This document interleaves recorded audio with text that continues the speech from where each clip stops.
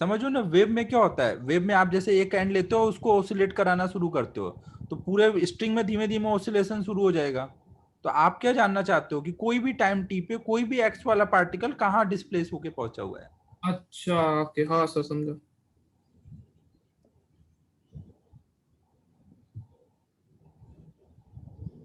ठीक है, यहां तक सबको क्लियर है। हाँ सर। अब देखो, जहां पे भी आपको ट्रैवलिंग वेव की इक्वेशन मिलेगी, ये जो हम बोलते हैं, ये जो इक्वेशन हमने निकाली, ये सब क्या है, प्रोग्रेसिव वेव, मतलब ट्रैवलिंग वेव की इक्वेशन है।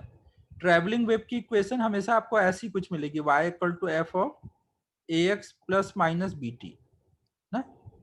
देखो जो आपने लिखा है पीछे, दो टाइप के देखा है आपने, x minus plus we T, और दूसरा देखा x T minus plus minus X by T.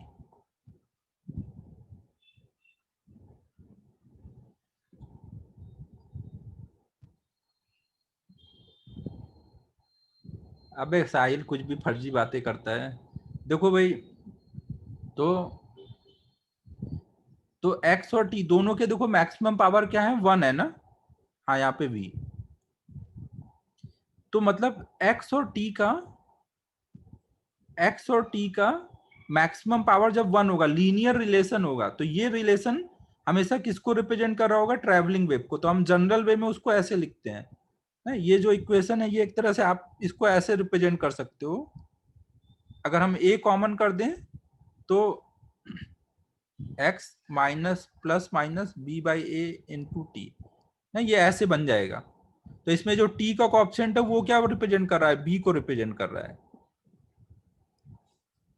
ना। इससे कंपेयर करें अगर, या फिर हम इसी को ऐसे भी लिख सकते हैं, अगर हम लोग यहां से बी को कॉमन कर लें,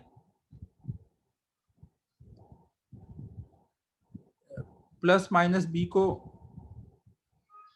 कॉमन कर ले, तो ये हो जाएगा टी प्लस माइनस एक्स ए एक्स अपॉन में बी।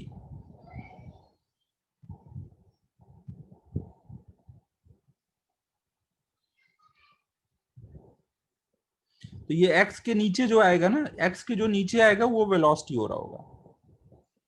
और कब ये पॉजिटिव डायरेक्शन में जा रहा है, कब निगेटिव डायरेक्शन में जा रहा है, वो कैसे पता चलेगा। अगर एक्स और टी दोनों का साइन सेम है तो निगेटिव डायरेक्शन में वेव जा रहा होगा। अगर एक का साइन प्लस है और एक का माइनस है तो पॉजिटिव डायरेक्शन में जा रहा होगा। ठीक है, समझ आ रहा है सबको मैं क्या बोल रहा हूँ।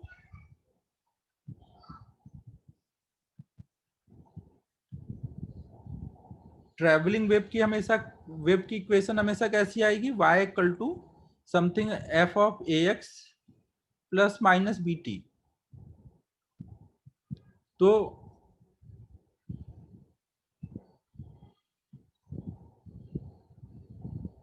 वो इन दोनों चीज को एक साथ रिप्रेजेंट करने का तरीका है ना।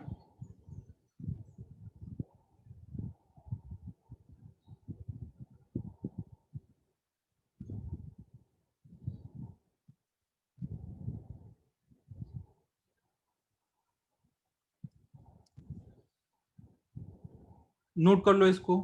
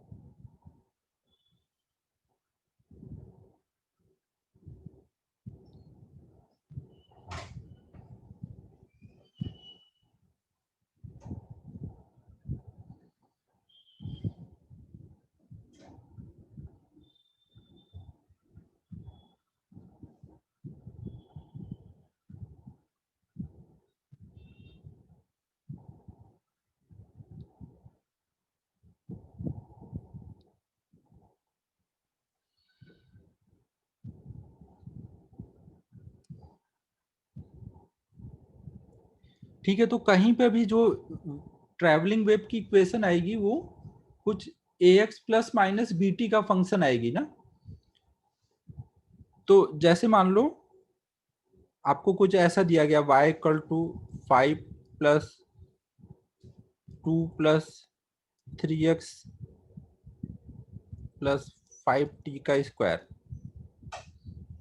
ना, और इसमें पूछा जाए कि ये क्या वेव है, तो आप क्या बोलोगे यहाँ पर ax plus minus B T का फंक्शन है ना। तो यहाँ पे एक तो चेक करने को पूछा जाएगा कि ये वेव है या नहीं, तो यहाँ पे आप बोलोगे कि ये वेव है।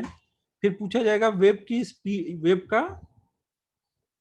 स्पीड क्या है और वो किस डायरेक्शन में जा रही है, स्पीड क्या है और ये किस डायरेक्शन में जा रही है। तो उसके लिए आप क्या करोगे, या तो x माइनस वी टी के फॉर्म में लिख लो या फिर t minus x Y V form में लिख लो, कोई भी एक फॉर्म लिख लो ना। तो हम देखो इसको ऐसे लिख सकते हैं,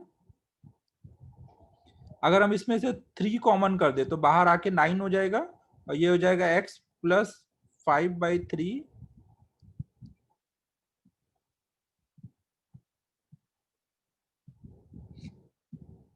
ठीक है, ये समझ आ रहा है। तो यहाँ पे देख लो x प्लस बी टी का फंक्शन बना।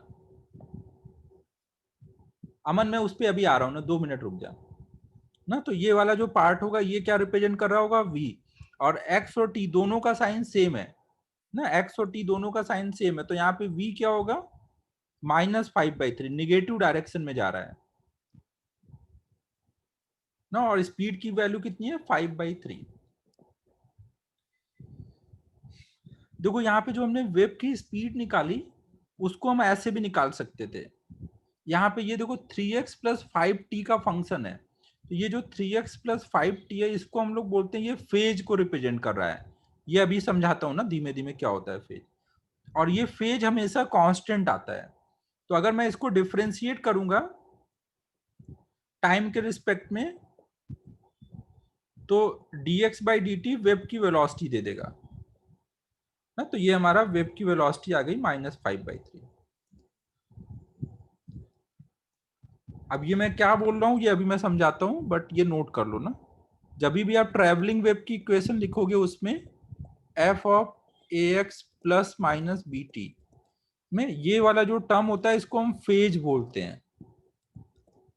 और फेज हमेशा कोई भी एक डिस्टरबेंस के लिए कांस्टेंट होगा। तो D five by D T करके ने पे वो जीरो आएगा, तो इससे आपको वेव की वेलोसिटी मिल जाएगी।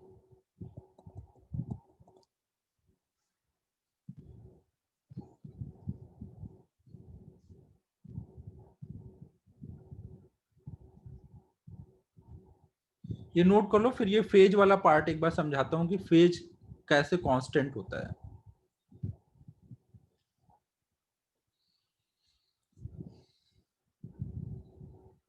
देखो Atharva x minus B T कब करते थे, जब पॉजिटिव डायरेक्शन में जाता था, और x प्लस बी टी कब करते थे, जब निगेटिव डायरेक्शन में जाता है। यहाँ देखो प्लस बी टी है ना, प्लस बी टी मतलब क्या हुआ, माइनस डायरेक्शन में जा रहा है। याद करो इधर वो पीछे देखो इक्वेशन कैसे लिखते थे। जो भी हमने x माइनस वी टी लिखा या x प्लस वी टी लिखा उसमें v केवल मैग्नीट्यूड होता है ना, साइन हम लोग अलग से देते हैं।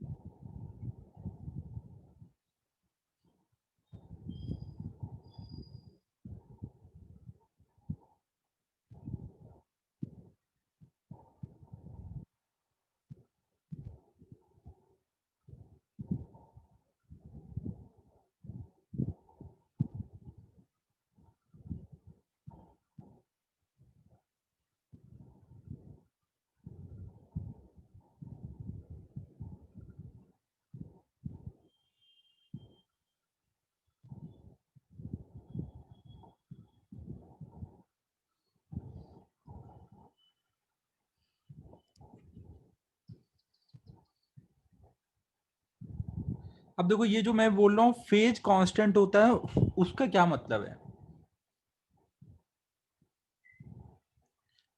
तो जैसे हमने कोई एक वेव लिया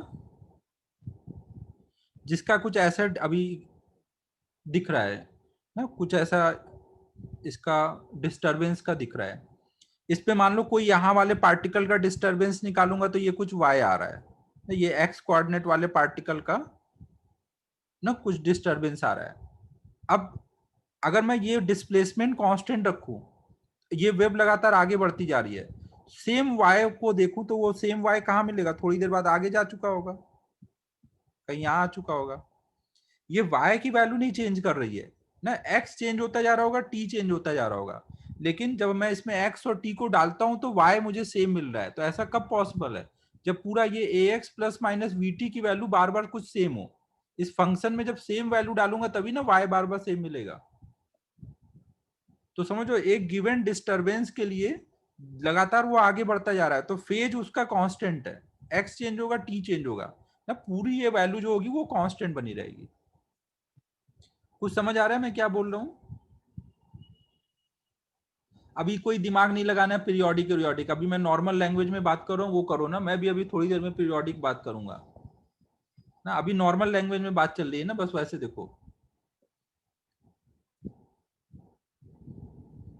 ना। तो आपको ये हमेशा ध्यान रखना है कि जो भी वेव होगा वो कुछ a x plus minus B T का फंक्शन होगा, और इसमें जो a x plus minus B t function है इसको हम फेज बोलते हैं ना, a x plus minus B T का, और ये हमेशा कांस्टेंट होता है। हाँ, वेव मतलब ट्रांसफर ऑफ एनर्जी, एनर्जी लगातार आगे बढ़ती जा रही है, और कैसे एनर्जी आगे जाती है, डिस्टरबेंस के फॉर्म में ना, यहाँ एनर्जी है, वो एनर्जी आगे लगातार जाती जा रही है। पहला लेक्चर वेब का बहुत इंपॉर्टेंट था ना, जिन्होंने भी नहीं देखा होगा वो जरूर से देख लेना। पहले लेक्चर के 2 पार्ट थे, वो अच्छे से देख लेना ना, तभी ये सब चीजें समझ आएंगी।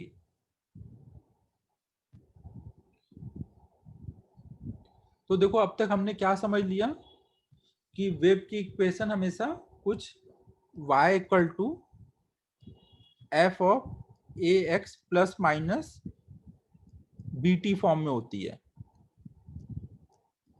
ना, y equal to F of A x plus minus B T form में होती है। और इसमें ये वाला टर्म फेज होता है जो हमेशा कांस्टेंट होता है, तो हम फेज को डिफ्रेंशिएट कर देंगे तो उससे भी हमें स्पीड ऑफ वेव मिल जाएगी, और वो साइन के साथ आएगी ना, प्लस माइनस जो होगा वो साइन के साथ आएगा ना, जब डिफ्रेंशिएट करोगे तो माइनस प्लस जो भी होगा खुद से आ जाएगा। ठीक है, यहाँ तक क्लियर है सबको?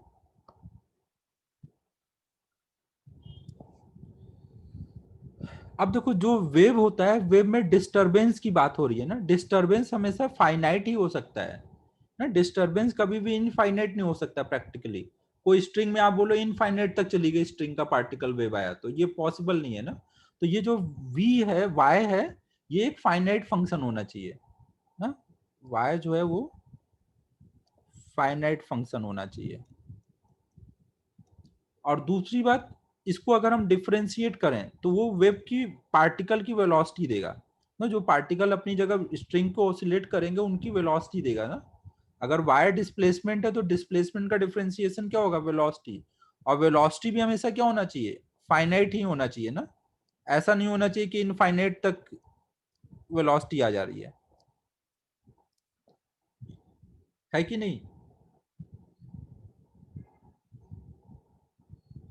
ठीक है, सभी को क्लियर है?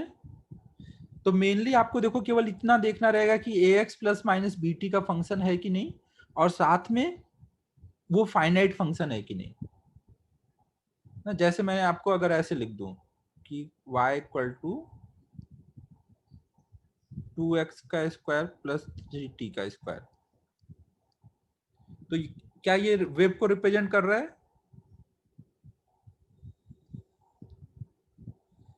ना, ये x F of A x plus minus B T का फंक्शन नहीं है ना, तो ये वेव नहीं है। लेकिन मैं ऐसे लिखूं 2x प्लस 3t का स्क्वायर, तो क्या ये वेव है?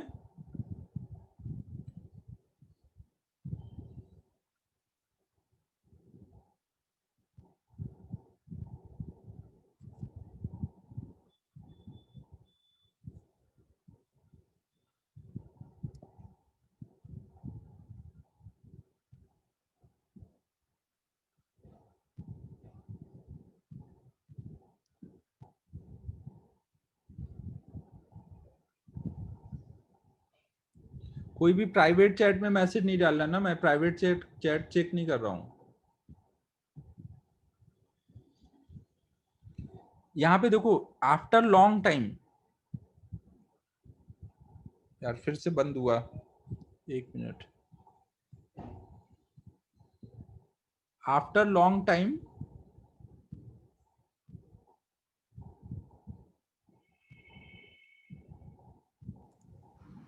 टी की वैल्यू बहुत लार्ज हो चुकी होगी ना, आफ्टर लॉन्ग टाइम यहाँ पे टी की वैल्यू बहुत लार्ज हो चुकी होगी ना। तो यहाँ पे ये वैल्यू फाइनाइट नहीं रह जाएगी ना, आफ्टर लॉन्ग टाइम इनफाइनाइट को टेंड कर रही होगी, तो इसलिए वेब नहीं है। A x plus minus B t वाला फॉर्म तो है लेकिन फाइनाइट नहीं है। ये बताओ,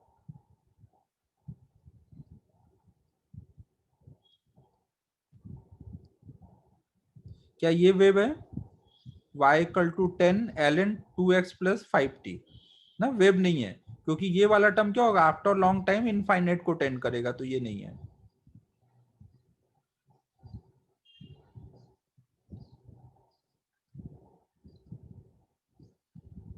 ये वेब है ना, ये वेब है ना, क्योंकि अगर लॉन्ग टाइम होगा तो ये और टेंडिंग टू जीरो होता जाएगा ना, और हमेशा फाइनाइट वैल्यू को रिप्रेजेंट कर रहा है। एक तो a x plus minus B T का फंक्शन है और फाइनाइट है, तो ये वेब है ना। तो कहीं पे भी वेब चेक करना है तो आपको यही चेक करना रहेगा कि वो a x plus minus B T का फॉर्म है या नहीं वहां पर, और साथ में फाइनाइट है कि नहीं। नहीं, उसकी जरूरत नहीं पड़ेगी, अगर वो a x plus minus B T का फंक्शन है तो वीपी तो आ ही जाएगा, डिफ्रेंशिएट करोगे इतने से तो वीपी तो फाइनाइट आ ही जाएगा। उससे फर्क नहीं पड़ता ना, डिफ्रेंशिएशन करने में वेलोसिटी जीरो नहीं मिलेगी, कुछ ना कुछ मिलेगी ना, अगर a x plus minus B T का फंक्शन है तो।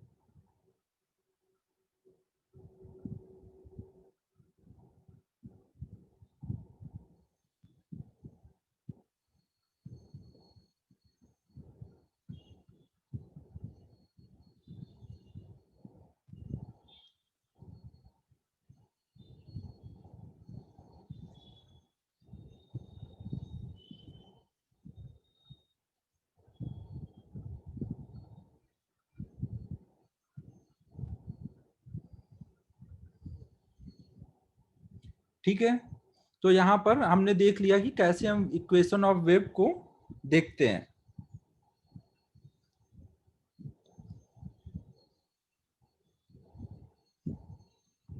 अब देखो, जो भी हमने वेव की इक्वेशन देखी है उसको रिप्रेजेंट करने का एक हमने डिफरेंशियल फॉर्म बनाया हुआ है।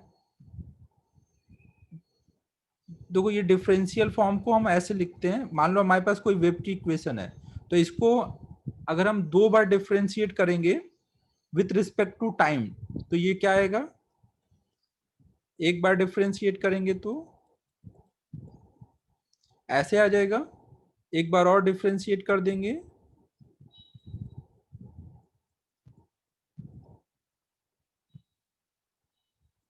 माइनस बी दो बार आएगा तो वी स्क्वायर हो जाएगा, और अगर हम इसको एक्स के रिस्पेक्ट में डिफरेंशिएट करेंगे एक बार, फिर दोबारा डिफरेंशिएट करेंगे,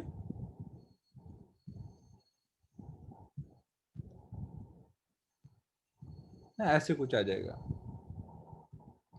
अब ये डबल डिफरेंशिएशन की वैल्यू अगर हम यहाँ पे डाल दें, यहाँ पर, तो ये क्या हो जाएगा, del two Y del T two equal to V square into, ये जो इक्वेशन होती है इसको हम बोलते हैं general equation of wave, differential equation of wave.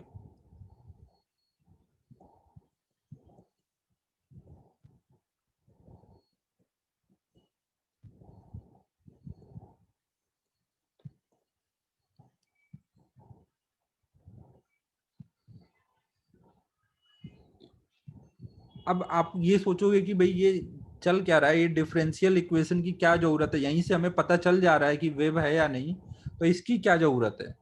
तो अब ये नोट करो, फिर इसकी जरूरत समझाता हूँ क्या है।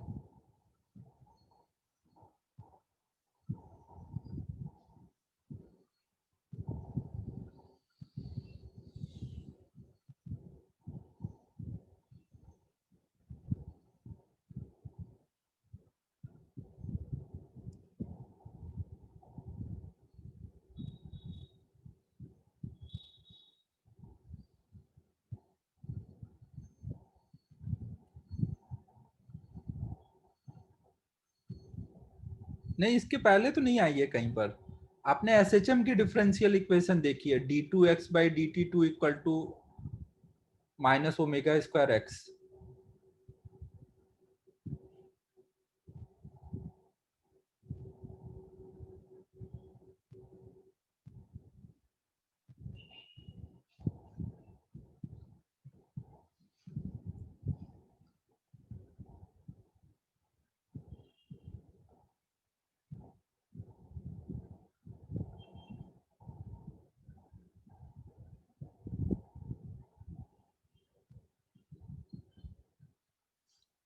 मैं भी यही सोचा था, ये राज क्या कर रहा है, हर बच्चे के लिए स्पेक्ट्रम स्पेक्ट्रम करता रह रहा है यार।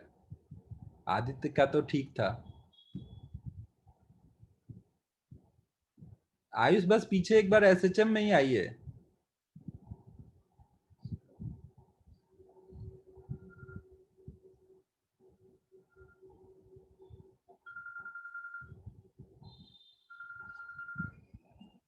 नोट कर लो जल्दी।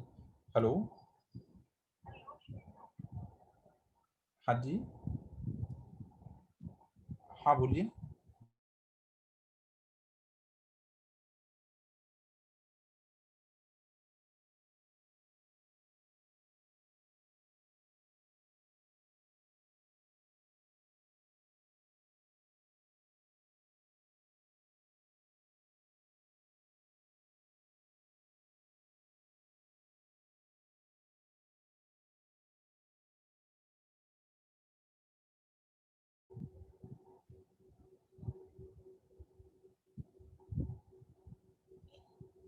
अब देखो यहाँ पे डिफरेंशियल इक्वेशन का क्या क्यों बनाया गया है।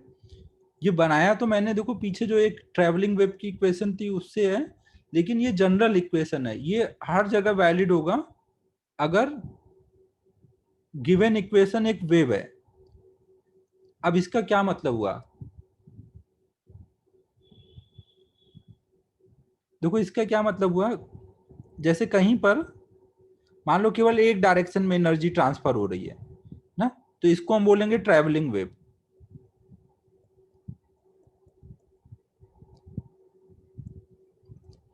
फिर हम देखेंगे अभी वेव में सुपर पोजिशन ऑफ वेव, जिसमें क्या हो रहा होगा, एक स्ट्रिंग में हम इधर से भी एनर्जी ट्रांसफर कर रहे होंगे, इधर से भी कर रहे होंगे, तो नेट एनर्जी का ट्रांसफर स्ट्रिंग से जीरो दिख रहा होगा, बट एनर्जी ट्रांसफर हो रही है, इधर से जा रही है, इधर से जा रही है, नेट ट्रांसफर जीरो हो रहा है। तो दो वेव के सुपर पोजिशन से, जैसे एसएचएम में सुपर पोजिशन होता था ना। वेरी गुड राज, वेरी गुड। राज ने बॉडी बिल्डिंग कर ली है। तो जब एक ही मीडियम में दो वेव अपोजिट डायरेक्शन में आ रहे होंगे ना, तो वहां पर नेट एनर्जी का ट्रांसफर तो नहीं दिखेगा, बट दो वेव हैं, तो इसलिए हम यहां पर बोलते हैं वेव है, बट ये स्टेशनरी वेव है ना, तो स्टेशनरी वेव भी होता है।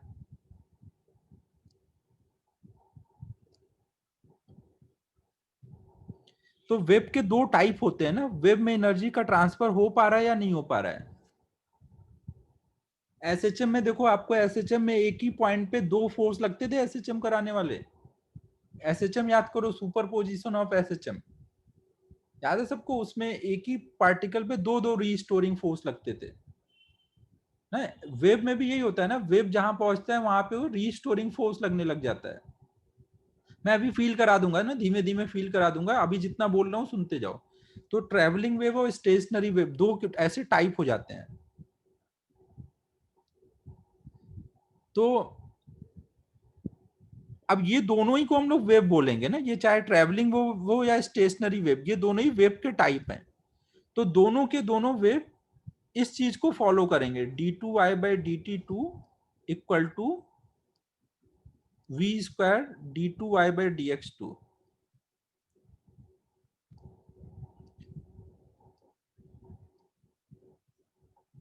ना ये किस चीज की कंडीशन है, ये वेव होने की कंडीशन है। वो वेव ट्रैवलिंग भी हो सकती है और स्टेशनरी भी हो सकती है ना, ये वेव होने की कंडीशन है।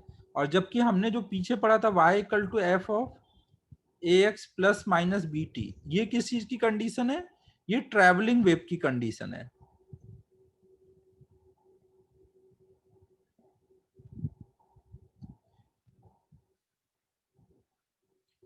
ना। अगर आपको केवल ये पूछा गया है कि वेव है या नहीं, तो उसके लिए आपको ये चेक करना पड़ेगा, और ट्रैवलिंग वेव है कि नहीं तो उसके लिए ये चेक करना पड़ेगा। अब दोनों के मैं एग्जाम्पल कराता हूं, ये नोट कर लो।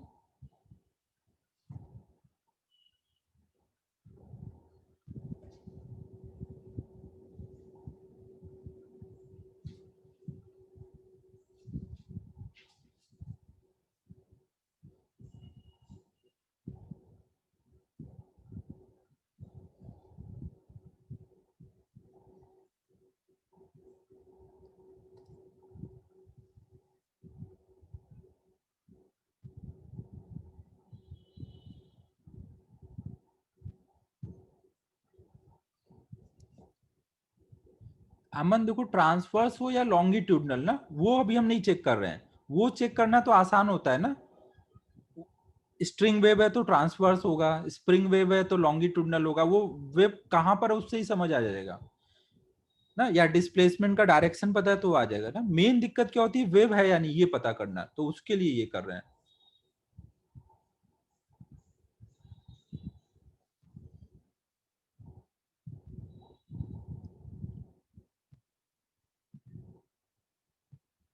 मीडियम के पार्टिकल किधर ऑसिलेट कर रहे हैं वो देखना तो आसान रहता है ना, वो तो समझ आ जाएगा। मेन वेव है कि नहीं ये हमें पता करना है।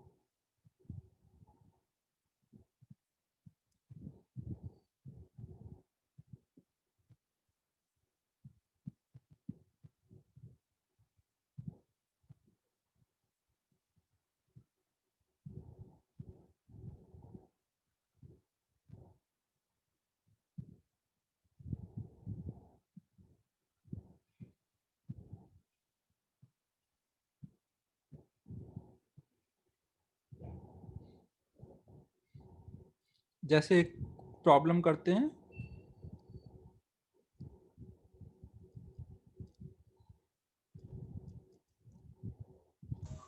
मान लो आपको एक इक्वेशन ऐसी दी हुई है, तो आपको चेक करना है कि ये इक्वेशन वेव है या नहीं।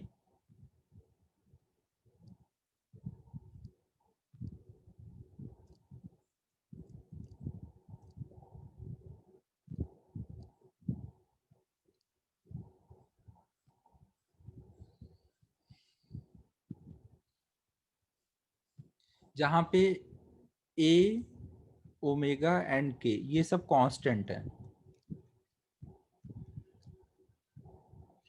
तो यहाँ तो देखो, आपको देख के ही समझ आ रहा है कि टी और एक्स का फंक्शन है और लीनियर फंक्शन है, और साइन है तो फाइनाइट भी है। तो यहाँ पे तो ये ट्रैवलिंग वेव है, ट्रैवलिंग वेव है तो वेव तो होगा ही ना। यहाँ पे तो हमें सीधे समझ आ रहा है कि ये ट्रैवलिंग वेव है ना। ये y equal to F of A x plus minus B T है और फाइनाइट भी है, तो यहाँ पे वेव है। ये चीज वेव को रिप्रेजेंट कर रही है ना। फिर भी अभी हम लोग बस ये देखना चाह रहे हैं कि डिफरेंशियल इक्वेशन में रख करके ऐसा आ रहा है कि नहीं, तो आप एक दो बार y के रिस्पेक्ट में डिफरेंशिएट कर लो, दो बार x के रिस्पेक्ट में, और देख लो कि क्या बन रहा है।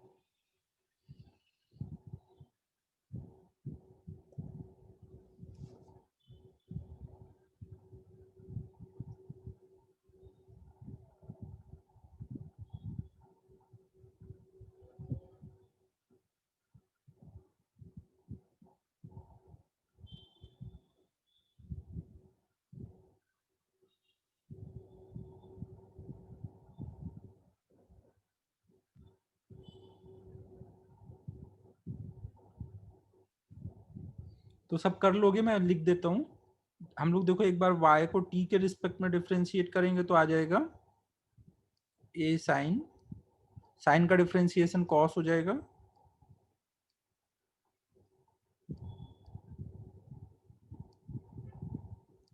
इनटू ओमेगा बाहर आ जाएगा। फिर एक बार डिफरेंशिएट करेंगे तो cos का साइन हो जाएगा, एक ओमेगा और बाहर आ जाएगा, तो ये आ गया minus a omega square sine omega T minus के एक्स।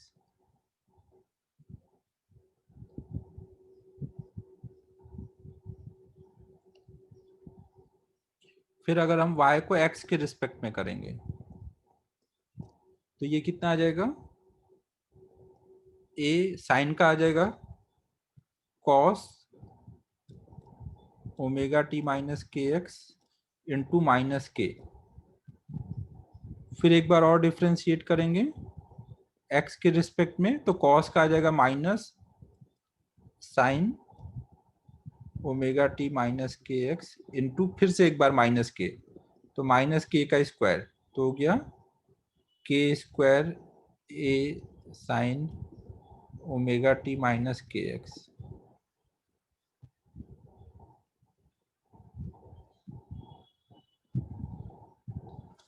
ठीक है, यहां तक क्लियर है सबको, यहाँ माइनस रहेगा आगे। अब इन दोनों को अगर हम कंपेयर करें तो उससे हमें क्या मिल जाएगा, एक काम करता हूँ डिवाइड कर देता हूँ दोनों को ना। हाँ राज, हाँ हाँ हाँ, वो अभी आगे समझाऊंगा ना, अभी उस पे मत जाओ, वो आगे आने वाला है। अभी डिफ्रेंशिएट कर डिवाइड कर दूंगा तो यहाँ पे आ जाएगा omega square by K square, तो आ जाएगा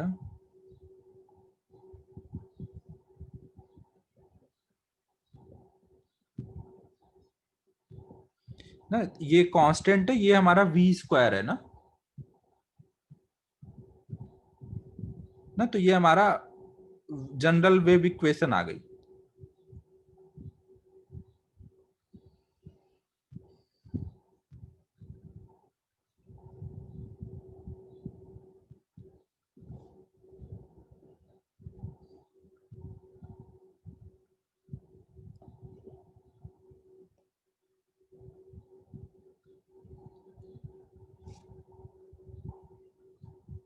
नहीं नहीं नहीं, ऐसा नहीं हो सकता भाई, अगर वो a x plus minus B T का फॉर्म होगा तो वो होगा ही होगा।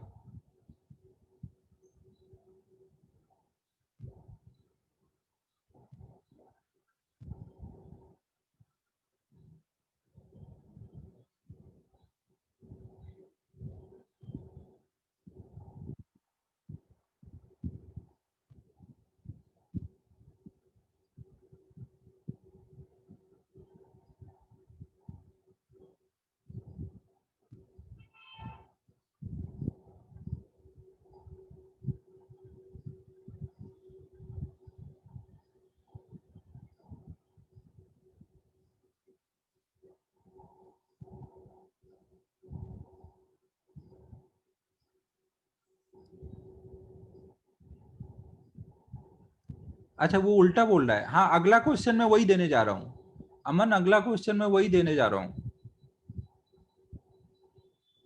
ये नोट कर लो।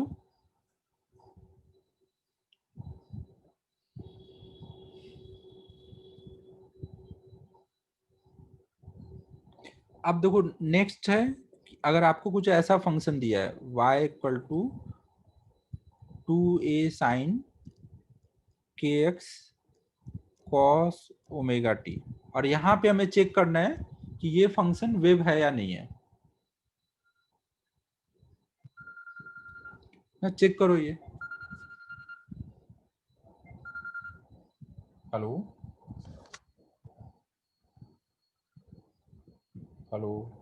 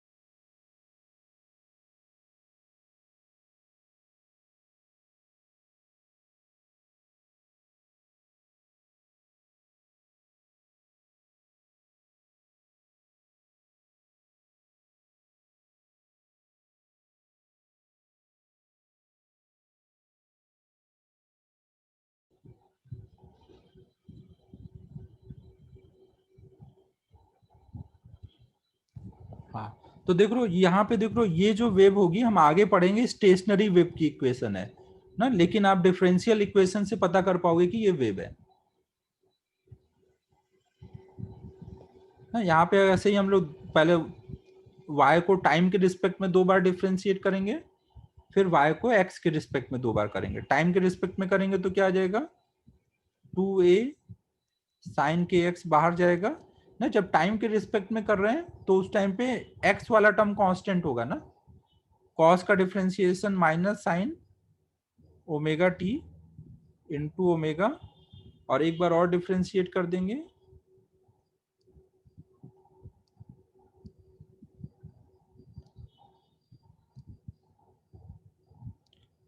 साइन का अब कॉस हो जाएगा,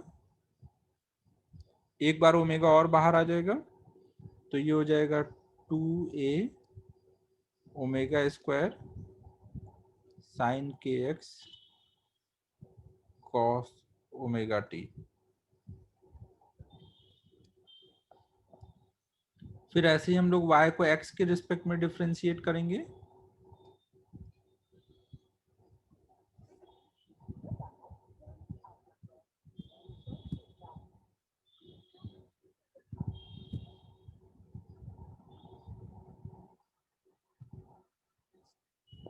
एक बार x के रिस्पेक्ट में करेंगे,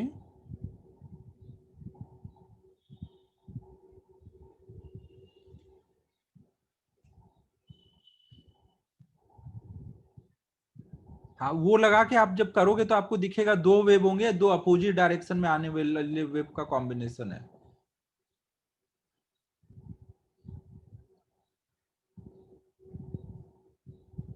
तो अब इसको 2 बार जब डिफ्रेंशिएट करेंगे तो अब मैं एक साथ लिख दूं 2 बार डिफ्रेंशिएशन का रिजल्ट। एक बार करूंगा तो साइन का कॉस आएगा, फिर कॉस का साइन हो जाएगा ना, और माइनस साइन बाहर आएगा, तो -2a और के स्क्वायर बाहर आ जाएगा, यहाँ आ जाएगा sign K X cos omega T ना। फिर इनको हम लोग डिवाइड करके लिख सकते हैं, d2y/dt2 अपॉन में d2y/dx2 equal to omega square by K square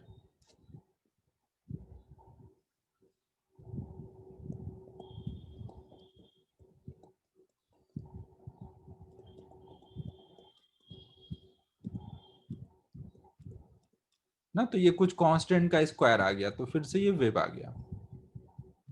तो आपको कभी भी चेक करने को बोला जाए कि वेव चेक करो है या नहीं, तो आप क्या चेक करोगे, डिफरेंशियल इक्वेशन। और अगर चेक करने को बोला जाए कि ट्रैवलिंग वेव है या नहीं, तो आप क्या चेक करोगे, y equal to F of A x plus minus B T. ठीक है, यहाँ तक क्लियर है सबको? सर मतलब ये जो डिफरेंशियल इक्वेशन में आता है वो v कांस्टेंट होना चाहिए ऐसा? हाँ, यहाँ पे एक कांस्टेंट टर्म आना चाहिए, समथिंग कांस्टेंट का स्क्वायर।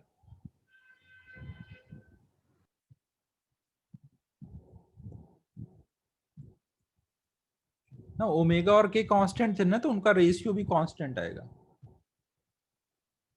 और यार अगर किसी सौरभ, का मुझे तू वो याद दिला देना, वो लास्ट टाइम चार्ज वाला गड़बड़ हुआ था ना, जो आदित्य ने बताया था। किसने? आदित्य या वेदांत, कोई ने बताया था वो लास्ट में बताता हूँ, लास्ट के 5 मिनट में। सर वो मतलब अगर अगर वो कांस्टेंट नहीं है तो वेव नहीं है ऐसा? नहीं, यहाँ पे कहाँ, यहाँ कोई वेरिएबल टर्म आ गया तो फिर थोड़ी वेव है, कांस्टेंट टर्म आना चाहिए। मतलब किसी वेव की स्पीड बदल नहीं सकती? वेरिएबल स्पीड अभी हम लोग हाँ। पढ़ेंगे ना, वेव की स्पीड मीडियम की प्रॉपर्टी है ना, तो वो अलग अलग पॉइंट पे, मतलब अगर मीडियम चेंज हो रहा है तो फिर अलग भी हो सकती है, मीडियम की प्रॉपर्टी होती है। अच्छा, समझा समझा सर। मतलब ये फॉर्मूला सिर्फ एक मीडियम के लिए वैलिड है ऐसा? हाँ हाँ। Okay sir.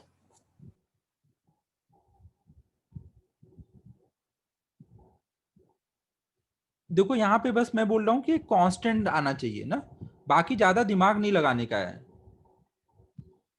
ज्यादा दिमाग नहीं लगाओ भाई ना। अभी कहानी शुरू हुई है, तुम लोग कहानी के अंत में पहुंच जाते हो ना, थोड़ा समझाने दो मुझे। जैसे जैसे थोड़ा पढ़ते जाओगे चीजें अपने आप क्लियर होती जाएंगी। अभी बस हमने देखो इतना समझा कि वेव को हम कैसे पता करेंगे कि इक्वेशन दी है तो वेव है या नहीं। तो उसके दो तरीके हैं, एक डिफरेंशियल फॉर्म और एक normal form. Normal form travelling wave पता करने के लिए होता है, डिफरेंशियल फॉर्म वेव पता करने के लिए होता है। अब हम लोग नेक्स्ट देख रहे हैं, पहले हम अब ट्रेवलिंग वेव के बारे में पढ़ेंगे, फिर दो ट्रेवलिंग वेव का कॉम्बिनेशन स्टेशनरी वेव के बारे में पढ़ेंगे। तो अब हम लोग पहले स्टार्ट कर रहे हैं। अब देखो ये जो फंक्शन होता है ये कैसा भी हो सकता है, जो ट्रैवलिंग वेव की इक्वेशन जब हम पढ़ेंगे तो उसमें ये फंक्शन जो होगा, ये फंक्शन कैसा भी आ सकता है, बट हमको कोई भी फंक्शन नहीं पढ़ना है, हमें बस एक फंक्शन पढ़ना है जो सबसे सिंपल होता है और मोस्टली मिलता है, सिंपल हार्मोनिक मोशन करने वाला, जो आपने पढ़ा था पीछे, जब वो उस टाइप का हमारा उसको हम ऐसे बोलेंगे, equation of plane progressive harmonic wave. मतलब जब हर एक जगह पार्टिकल एसएचएम कर रहा होगा, वो वाला वेव हमें बस पढ़ना है। डिस्टरबेंस का फॉर्म कैसा भी हो सकता है ना, लेकिन हमें केवल एसएचएम करने वाला ही वेव पढ़ना है। मतलब जब इसमें इस मान लो हमने एक स्ट्रिंग ली, इसमें जब वेव जाएगी तो हर एक जगह का मीडियम का पार्टिकल अपनी जगह एसएचएम करेगा ना। डिस्प्लेसमेंट कोई भी टाइप का हो सकता था, लेकिन हमें एसएचएम वाला ही पढ़ना है केवल ना। जहां जहां वेव पहुंचेगा वहां का पार्टिकल अपनी जगह एसएचएम शुरू कर देगा ना। सिंपल हार्मोनिक मोशन टाइप वाला वेव पढ़ना है, प्लेन प्रोग्रेसिव हार्मोनिक वेव ना, ये सिंपल हार्मोनिक वाला वेव है। तो इसमें देखो क्या होगा, मान लो यहाँ पे जो मीडियम का पार्टिकल है x=0 पे, वो अपनी जगह ऑसिलेट कर रहा है ना। मान लो आपने यहाँ पे कुछ लगा दिया है, मान लो आपने स्ट्रिंग से एक पार्टिकल अटैच किया और उसको कुछ ऐसे स्प्रिंग कनेक्ट कर दिया है, और कॉन्स्टेंटली आप इसका यूज करके ऑसिलेट करा रहे हो ना। ये मैंने एक बस आपको आइडिया देने के लिए डायग्राम बनाया है, एकदम ये up to the point diagram नहीं है। ये कॉन्स्टेंटली अगर ऑसिलेट करता जा रहा है तो लगातार यहाँ डिस्टर्बेंस आएगा और वो आगे ट्रेवल करता जा रहा होगा। तो हमें अब यहाँ पे वेव की इक्वेशन लिखनी है। तो हम कैसे सोचेंगे, यहाँ जो x=0 पे जो पार्टिकल है उसकी इक्वेशन हमें पता है, वो एसएचएम कर रहा है, तो उसकी इक्वेशन क्या लिखेंगे, y=a sin omega T plus five. इसकी इक्वेशन तो पता होगी ना, ये एसएचएम कर रहा है, और हमें कोई ये x=0 वाला पार्टिकल है, और हमें कोई भी x डिस्टेंस पे कोई पार्टिकल लेना है जिसका टाइम t पे डिस्प्लेसमेंट चाहिए। तो हम क्या करेंगे, t को रिप्लेस कर देंगे t minus X by V से। अगर वेव इधर जा रही है तो यहाँ तो इधर ही जा रही है ना, यहाँ डिस्टर्बेंस आ रहा है और वो इधर ट्रेवल करता जा रहा होगा। अगर हमने इधर डिस्टर्बेंस क्रिएट किया तो वो इधर जाएगा ना, इधर करते तो वो इधर आता। तो यहाँ पे इक्वेशन ऑफ वेव क्या हो जाएगी, ए साइन ओमेगा, टी को रिप्लेस कर देंगे T minus X by we.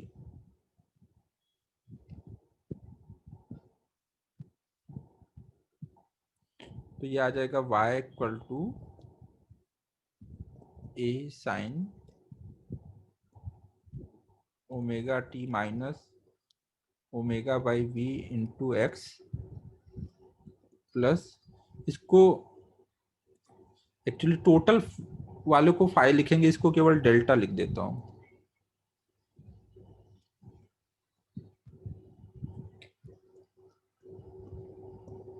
अब ये ओमेगा और वी दोनों कांस्टेंट है ना, यहाँ पे वी क्या है, वेव की वेलोसिटी ना, किस स्पीड से वेव जा रही है, वो मीडियम पे डिपेंड करता है और एक कांस्टेंट होता है। और ओमेगा क्या है, इसके एसएचएम के लिए एंगुलर फ्रीक्वेंसी, तो वो भी स्प्रिंग मास सिस्टम के लिए कांस्टेंट आएगा अंडर रूट के बाई एम। तो ओमेगा और वी कांस्टेंट है, तो इसको हम लोग एक नए कांस्टेंट के से रिप्लेस कर देते हैं ना, जिसको हम बोलते हैं wave number.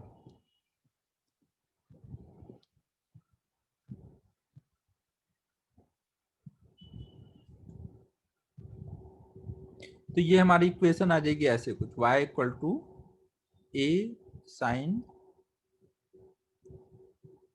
Omega T minus के एक्स प्लस डेल्टा। तो ये हमारी इक्वेशन ऑफ ट्रैवलिंग वेव है, जो हमें पढ़ना है ना, जो अपने सिलेबस का पार्ट है। इसके पहले जो पढ़ा है वो सब जनरल था ना, पढ़ना हमें ये वाला है, स्ट्रिंग वेव हमें पढ़ना, उसमें यही वेव हमें मिलेगी। तो अब हम एक एक करके इस इक्वेशन में कौन सी चीज क्या रिप्रेजेंट कर रही है उसको समझेंगे ना। यहाँ बस एक चीज ध्यान रखो, ये इक्वेशन जो है ये नॉर्मल बस एसएचएम को रिप्रेजेंट कर रही है, जिसमें जिस पार्टिकल का एक्स डाल दोगे उस पार्टिकल का एसएचएम आप स्टडी कर सकते हो। ये नॉर्मल बस एसएचएम की इक्वेशन है, एक साथ हमने बहुत सारे पार्टिकल की एसएचएम की इक्वेशन लिख दी है।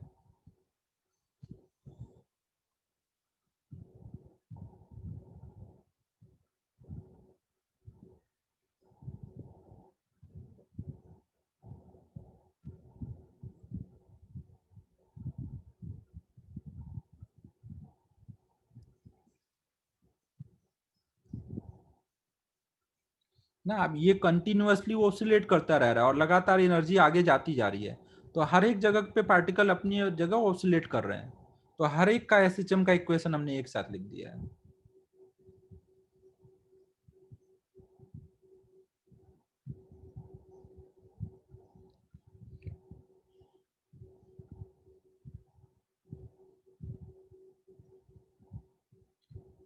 यहां तक नोट कर लो सभी।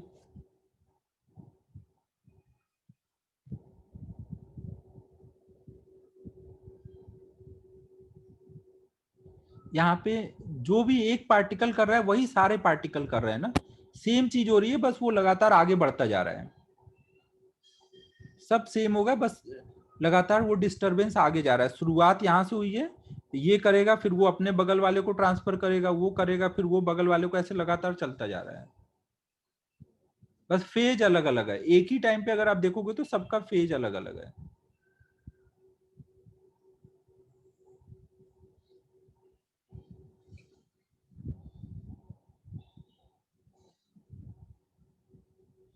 देखो जैसे कि यहाँ पे जब एसएचएम शुरू हुआ और वेव की स्पीड है कुछ v, तो कोई मान लो इस x पे पहुंचना है, तो वहां पहुंचने में थोड़ा टाइम लगेगा ना, लेकिन यहाँ पे वही काम होगा जो यहाँ पे शुरू हुआ था।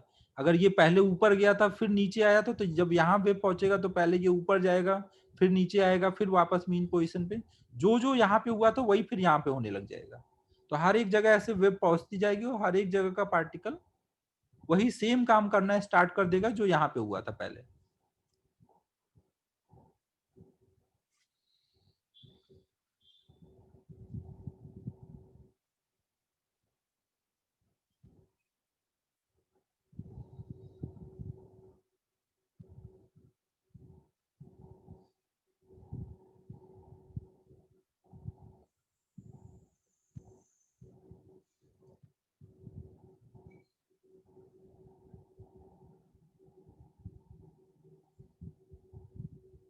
हाँ राज, अभी देखते हैं ना, एक एक टर्म मैं अभी डिस्कस करता हूँ तो उसमें समझाऊंगा।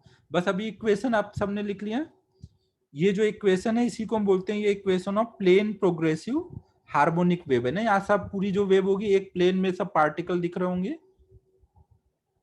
और हार्मोनिक मतलब वही एसएचएम वाला पार्ट हो रहा है यहाँ पर। हाँ ये सब आइडियल है।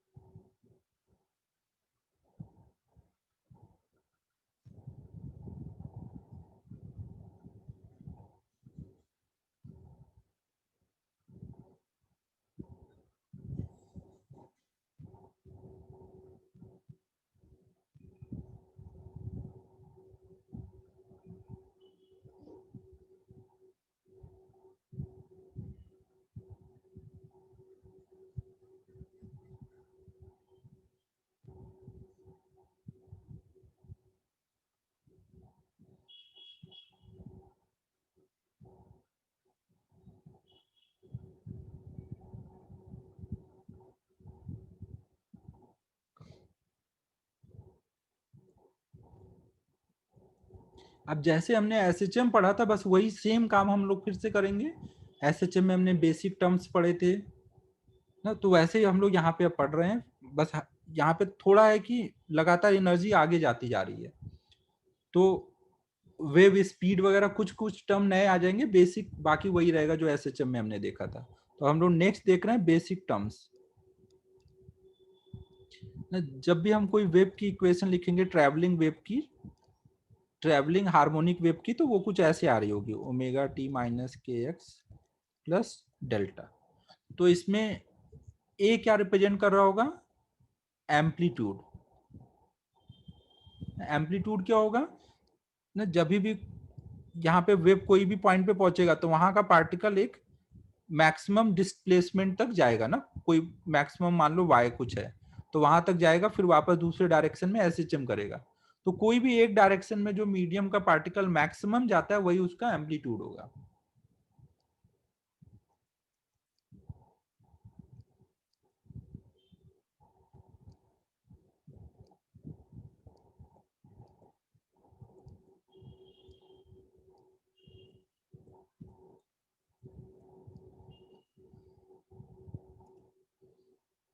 ना, इसको हम लोग ए से दिखा रहे हैं। फिर है एंगुलर फ्रीक्वेंसी।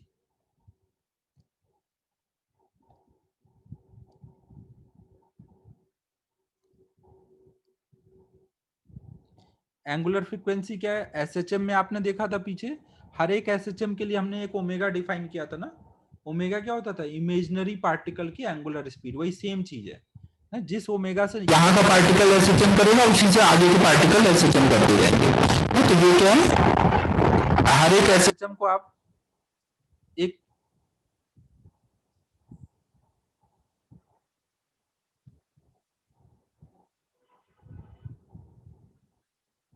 अभी सही है?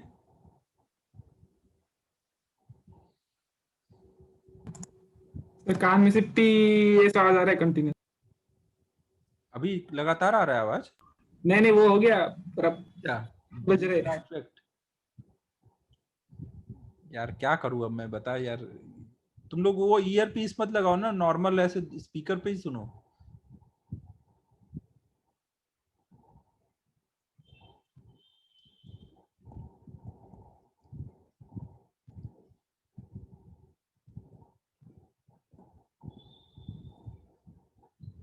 ना, एंगुलर फ्रीक्वेंसी क्या होगी? एंगुलर स्पीड ऑफ जो इमेजिनरी पार्टिकल होती थी। हर एक एसएचएम में एक इमेजिनरी पार्टिकल रिलेट करते थे ना, जो सर्कुलर में, जिसको हम सर्कल में घुमाते थे।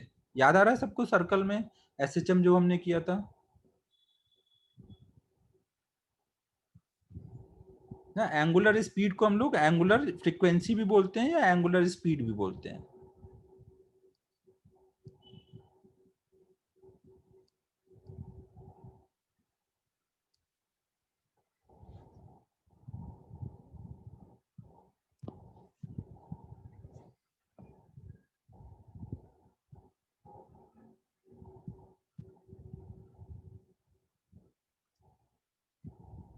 फिर यहाँ पे हम लोग एक टर्म डिफाइन करेंगे टाइम पीरियड ना। जो एसएचएम में टाइम पीरियड था वही टाइम पीरियड की बात यहाँ पे भी कर रहे हैं ना। हर एक जगह का पार्टिकल अपनी जगह ऑसिलेट कर रहा है, तो इसको एक ऑसिलेशन करने में जो टाइम लगेगा वही उसका टाइम पीरियड होगा।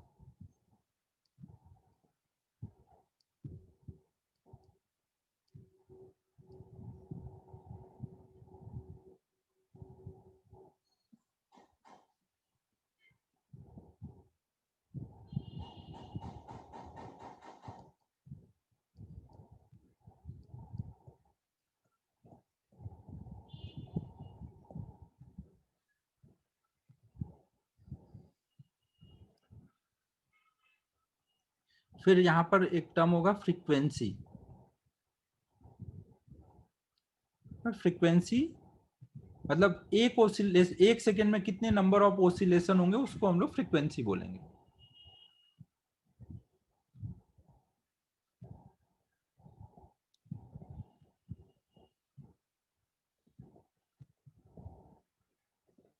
ना फ्रीक्वेंसी बराबर क्या होगा, 1/t ना। टी सेकेंड में अगर एक ऑसिलेशन हो रहा है तो 1 सेकेंड में कितना होगा, 1/t। ये तो सबको पता होगा। और इसकी यूनिट क्या रहती है, हर्ट्ज ना, पर सेकेंड या फिर हर्ट्ज बोलते हैं उसको।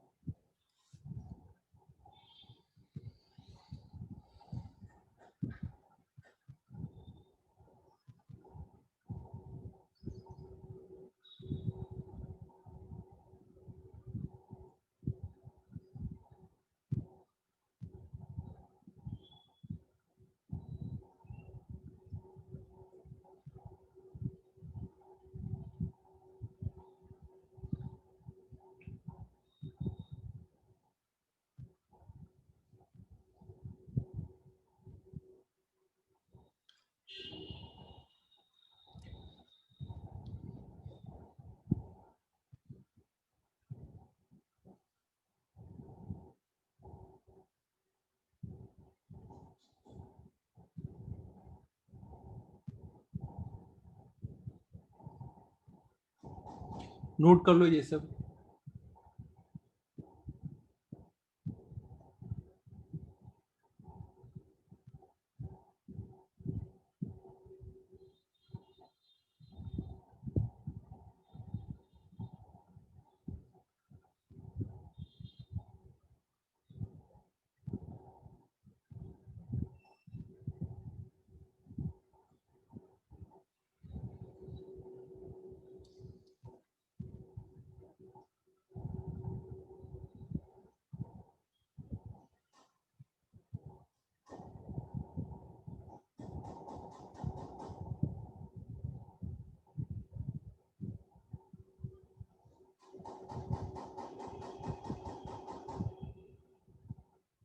ये जो एंगुलर स्पीड या एंगुलर फ्रीक्वेंसी होंगी ये सब सोर्स की प्रॉपर्टी होते हैं ना।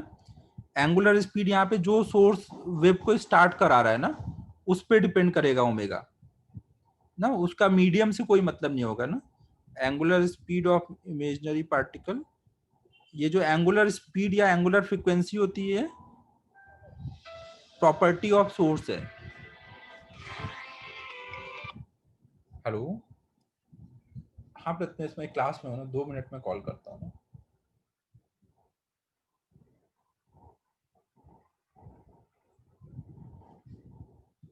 तो ये क्या है, इट डिपेंड्स ऑन सोर्स ना। ये मीडियम की प्रॉपर्टी नहीं होगी, सोर्स की प्रॉपर्टी होगी। जिस पे एंगुलर फ्रीक्वेंसी डिपेंड करेगा उस पे ही टाइम पीरियड भी डिपेंड करेगा ना। टाइम पीरियड क्या होता था, 2π/ω ना। तो ये भी किसकी प्रॉपर्टी है, सोर्स की, मीडियम की नहीं। ये सब सोर्स पे डिपेंड करने वाले प्रॉपर्टी हैं।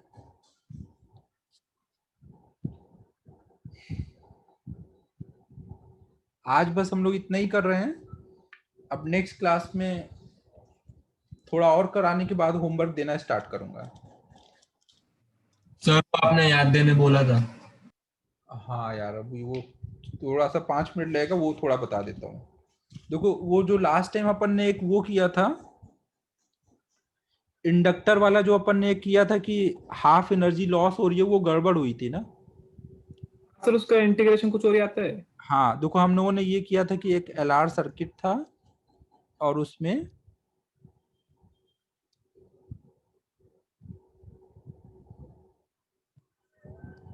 यहाँ पे एक बैटरी लगाई है। ये पहले नाम बताओ यार, जो मी लिख करके डाउट पूछ रहे हैं, नाम बताओगे तभी इस टाइप के क्वेश्चन के आंसर मिलेंगे।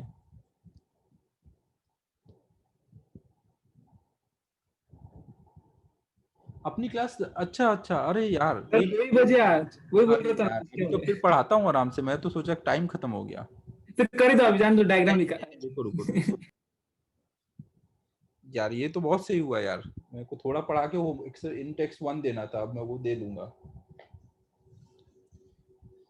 चलो, तो ये देखो टाइम पीरियड तक हो गया ना। अब नेक्स्ट हम लोग देख रहे हैं वेब स्पीड।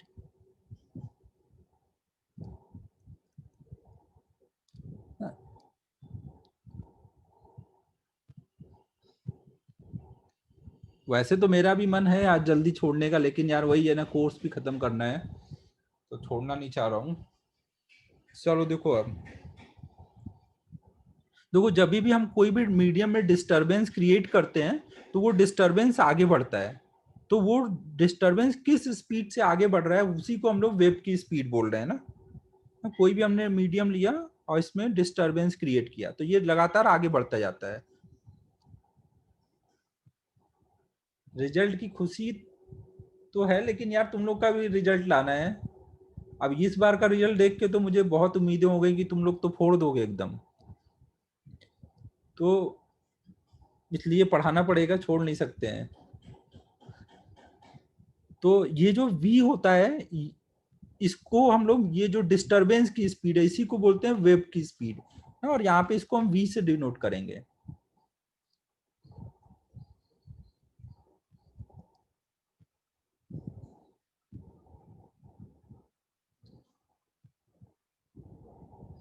स्पीड ऑफ जो डिस्टरबेंस है,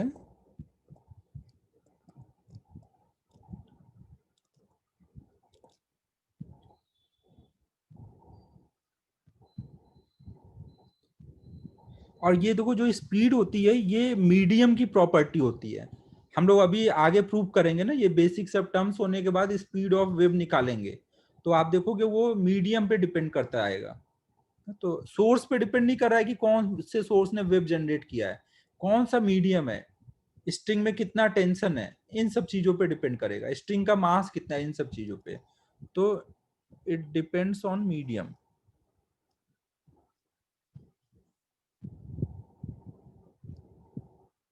नॉट ऑन सोर्स।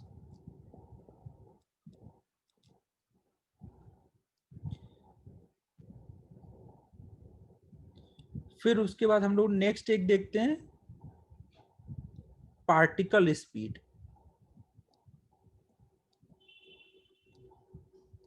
तो देखो यहाँ पे क्या हो रहा होता है, जैसे कोई डिस्टरबेंस आया, तो डिस्टरबेंस जब आता है तो वहां पे मीडियम के पार्टिकल अपनी अपनी जगह ऐसे मूव करने लग जाते हैं। तो ये जो स्पीड है ना, इसको हम लोग पार्टिकल स्पीड बोलेंगे। जिससे मीडियम के पार्टिकल मूव करेंगे ना, जिससे मीडियम के पार्टिकल मूव करेंगे वो पार्टिकल स्पीड है, जबकि जिस स्पीड से ये डिस्टरबेंस आगे जा रहा है वो वेव की स्पीड है।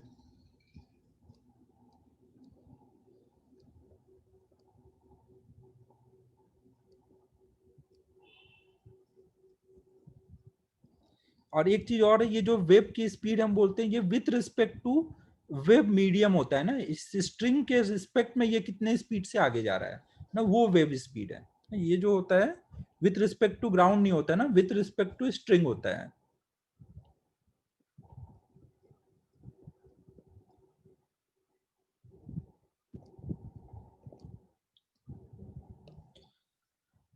अभी हम आगे प्रूव करेंगे कि मीडियम में जो भी पार्टिकल की स्पीड होती है वो वेव की स्पीड से ऐसे रिलेटेड होती है।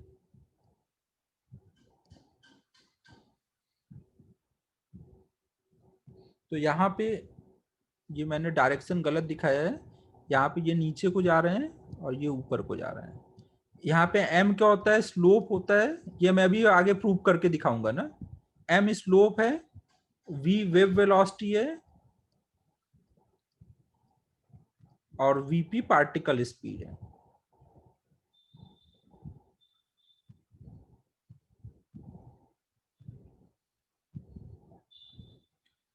ना तो यहाँ पे देखो इस जगह पे स्लोप निगेटिव है ना, तो ये निगेटिव निगेटिव ये पूरा पॉजिटिव हो जाएगा। v तो पॉजिटिव है, v पॉजिटिव है, जहां पे m निगेटिव होगा वहां पार्टिकल की स्पीड पॉजिटिव हो जाएगी। यहाँ पे m क्या है, पॉजिटिव है ना, ये पॉजिटिव है तो पॉजिटिव निगेटिव निगेटिव नीचे जा रहा है। यहाँ पे m निगेटिव है तो v पॉजिटिव आ जाएगा, vp।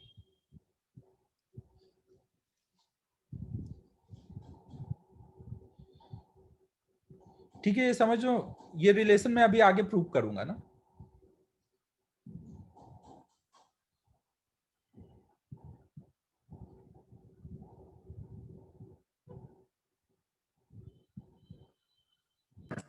सर सिर्फ इतना समझा दो ना, विथ रिस्पेक्ट टू मीडियम और विथ रिस्पेक्ट टू ग्राउंड में डिफरेंस क्या है?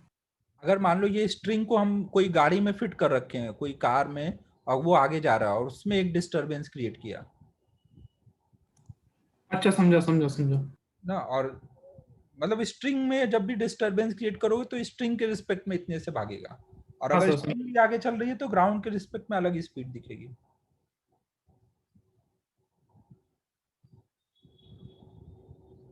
ये नोट हो गया पार्टिकल स्पीड।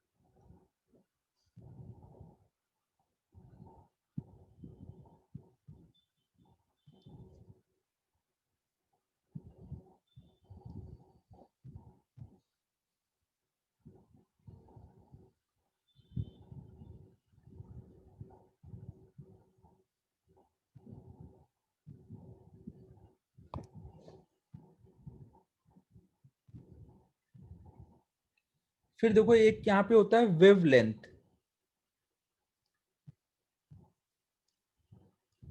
जिसको हम लोग लैम्डा से रिप्रेजेंट करते हैं। वेवलेंथ हम किसको बोलते हैं?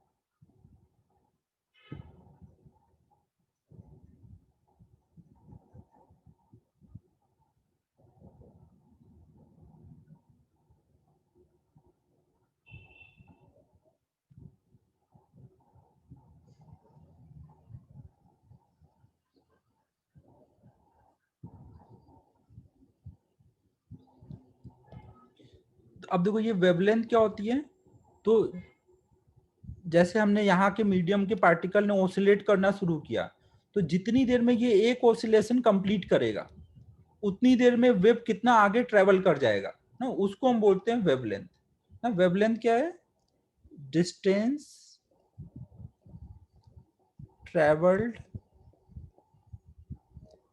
By wave in one oscillation.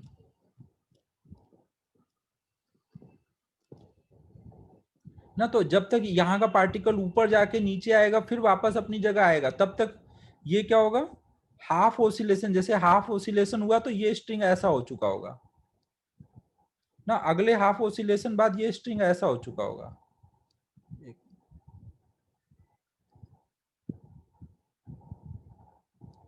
तो यहां तक डिस्टरबेंस पहुंच चुका होगा ना, तो ये जो डिस्टेंस है यही वेवलेंथ है ना। फिर अगले एक ऑसिलेशन बाद क्या होगा, फिर एक ऐसा वेव पल्स आ जाएगा, और एक आगे जो पहले हुआ था वो यहाँ आगे पहुंच जाएगा ना। तो ये हमारा एक वेवलेंथ है, हर एक ऑसिलेशन में वेव जितना आगे बढ़ता जा रहा है।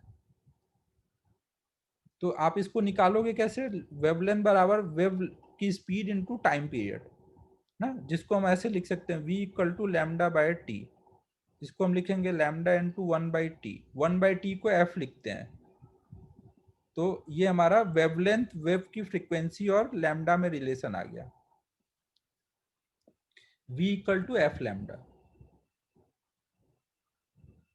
ठीक है, क्लियर है ये ना। एक ओसिलेशन करने में, जब तक कोई भी मीडियम का पार्टिकल एक ओसिलेशन करेगा उतनी देर में जितना वेव आगे बढ़ जाएगी उसी को हम क्या बोलते हैं, वेवलेंथ। तो ये डिस्टेंस एक वेवलेंथ है ना। आप ये चाहे यहां से यहां तक का ले लो, जितनी देर में यहां से यहां एक ऑसिलेशन होगा तब तक वेव इतना आगे बढ़ जाएगी।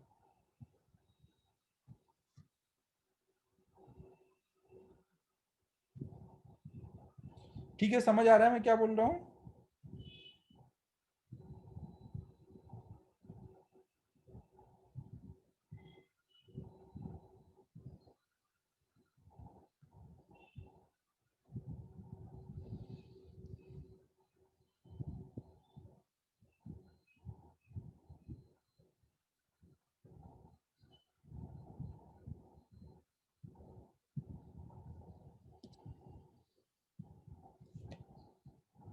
हाँ आर्यन, उस टाइम पे मैंने उतना ही बोला था जितना तुम समझ पाओ ना। तुमने 10th में पढ़ा होगा क्रेस्ट से क्रेस्ट तक की डिस्टेंस या ट्रफ से ट्रफ तक, तो मैंने वही बोला ना। लेकिन कोई जरूरी नहीं है ना कि हमेशा आप क्रेस्ट से क्रेस्ट या ट्रफ से ट्रफ, कोई भी दो दो पॉइंट ऐसे ले लो जहां से चल के वापस आने का टाइम सेम हो, मतलब एक ऑसिलेशन का टाइम ले लो और उसके बाद वहां तक की डिस्टेंस देख लो ना। आप वेवलेंथ यहाँ से यहाँ तक बोल सकते हो, यहाँ से यहाँ पे बोल सकते हो, यहाँ से यहाँ बोल सकते हो, या फिर यहाँ पे एक पॉइंट ले लो और यहाँ पे एक पॉइंट ले लो जो सेम फेज में होंगे ना। यहाँ से यहाँ तक का एक ऑसिलेशन का टाइम होता है, वो थोड़ा और आगे धीमे धीमे समझ आएगा ना। अभी सिंपल लैंग्वेज में समझ लो बस, एक ऑसिलेशन में जितना वेव आगे चली जाएगी वो वेवलेंथ है।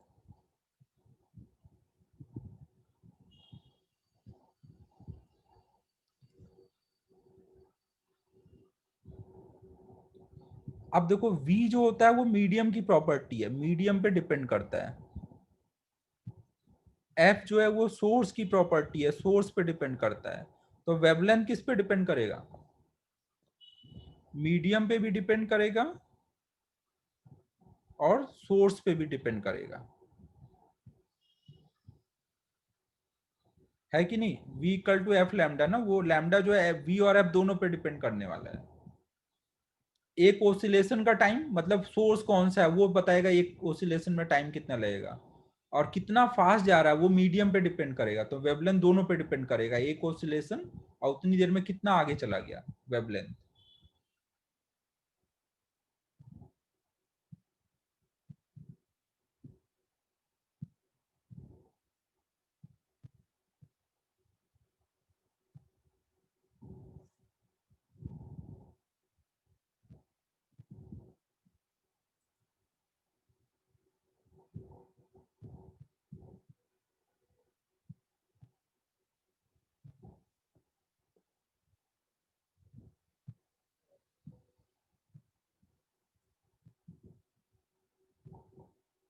यहाँ पे मैंने क्या समझाया वो समझ आया, ये पार्टिकल एक बार ऊपर गया फिर नीचे आया, तब तक में ऐसा एक वेव पल्स बन जाएगा। और नहीं, ये जब ऊपर जाके नीचे आया तब तक मीडियम ऐसा दिख रहा होगा, फिर एक बार नीचे जाके ऊपर आएगा तब तक ऐसा बन चुका होगा ना। ये वाला पार्ट आगे खिसक जाएगा ना, लगातार जो डिस्टरबेंस बनता जा रहा है वो आगे बढ़ता जा रहा है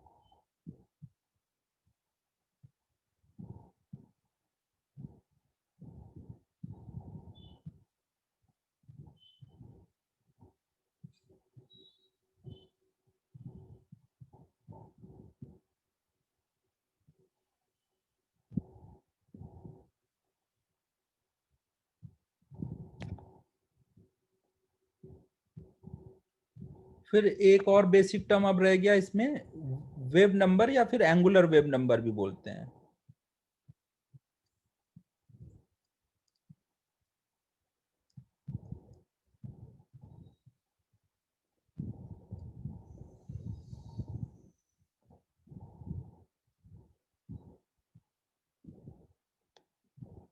ना, जिसको हम के से दिखाएंगे। के क्या होगा, हमने अभी देखो पीछे देखा था ना, ओमेगा बाई वी को हमने के लिखा था। ओमेगा को क्या लिखोगे, 2 पाई एफ ना, एंगुलर फ्रीक्वेंसी और फ्रीक्वेंसी में ये रिलेशन होगा ना। और वी को क्या लिखोगे, एफ लैम्डा, अभी हमने देखा ना V equal to F lambda, तो ये क्या आ गया 2 पाई बाई लैम्डा ना। तो ये 2 पाई बाई लैम्डा क्या है, लैम्डा क्या होता है, एक वेव को रिप्रेजेंट करता है ना, ये जो है वेव लेंथ, मतलब वो एक वेव की लेंथ है ना, ये जो होता है इसको हम बोलते हैं ये एक वेव है ना। यहाँ पे दो वेव बने हुए हैं, एक ऐसे और एक ये। तो 2 पाई बाई लैम्डा का मतलब है 2 पाई डिस्टेंस में कितने वेव आ रहे हैं ना, वही वेव नंबर है। और 2 पाई डिस्टेंस है इसलिए इसको एंगुलर वेव नंबर बोलते हैं ना। तो के क्या रिप्रेजेंट कर रहा है, number of wave in 2 pi distance, number of wave in 2 pi distance. और वेव नंबर किसकी प्रॉपर्टी होगी, वेव नंबर के equal to omega by V है। ओमेगा क्या है, फ्रीक्वेंसी पे डिपेंड करता है, मतलब सोर्स की। और वी किसकी प्रॉपर्टी, मीडियम की। तो ये के जो होगा ये सोर्स और मीडियम दोनों पे डिपेंड करेगा, दोनों पे डिपेंड करेगा।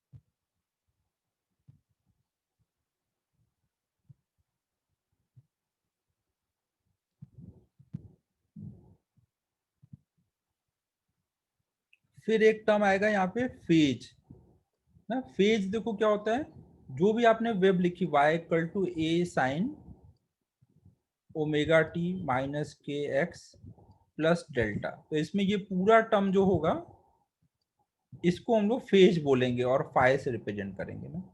फाई क्या है यहाँ पे, ओमेगा टी माइनस के एक्स प्लस डेल्टा, जहाँ पे डेल्टा क्या है, इनिशियल फेज है ना, ओरिजिन पे जो पार्टिकल था उसका इनिशियल फेज।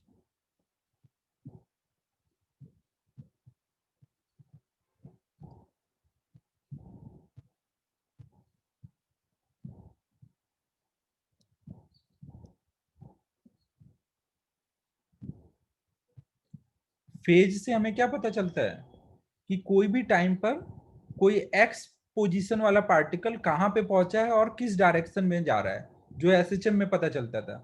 याद है एसएचएम में आप फेज से क्या बताते थे, कि पार्टिकल कहाँ पर है और किधर को जा रहा है ना। समझो इसको अगर मैं एक बार डिफरेंशिएट कर दूं, y को एक बार डिफरेंशिएट कर दूंगा तो इससे हमें पार्टिकल की वेलोसिटी मिल जाएगी।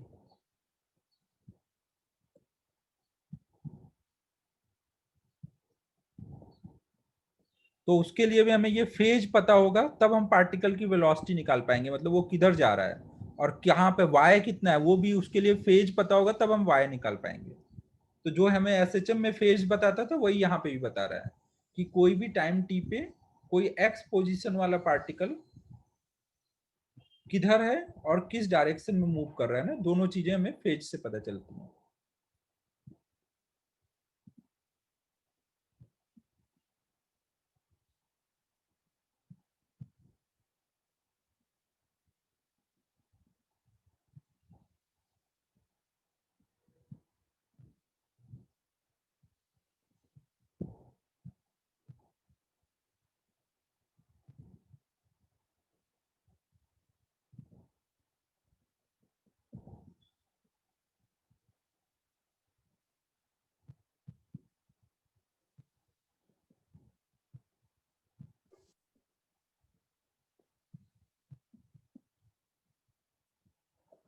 नोट कर लो इसको। तो ये सारे बेसिक टर्म्स हो गए।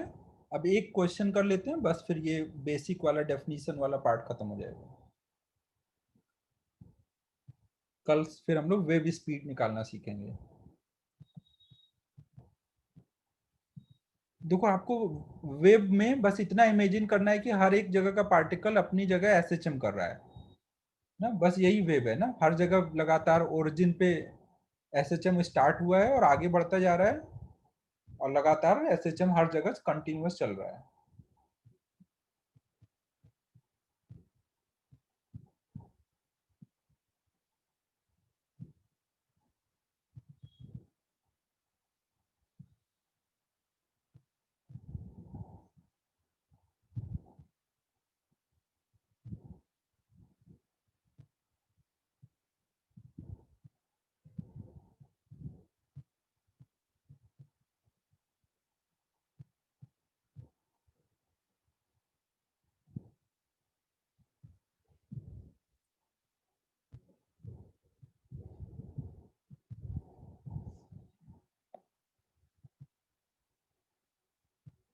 अब एक छोटा सा प्रॉब्लम कर लो इस पे।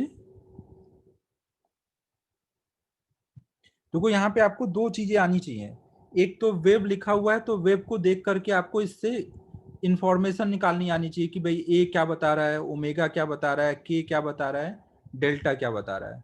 और दूसरा, अगर हमें इंफॉर्मेशन दिए तो उसको यूज करके वेव की इक्वेशन लिखना। तो अभी हम लोग वेव की इक्वेशन लिख रहे हैं ना।